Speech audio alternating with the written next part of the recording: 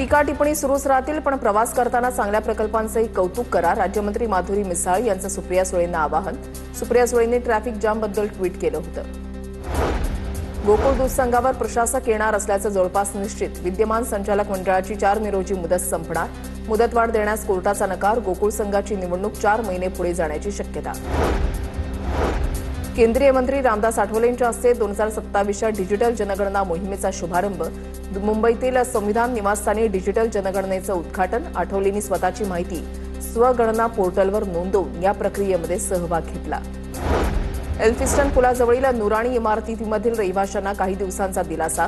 घरं रिकामी करण्यासाठी MMRDAकडून रहिवाशांना आणखी काही दिवसांचा वेळ.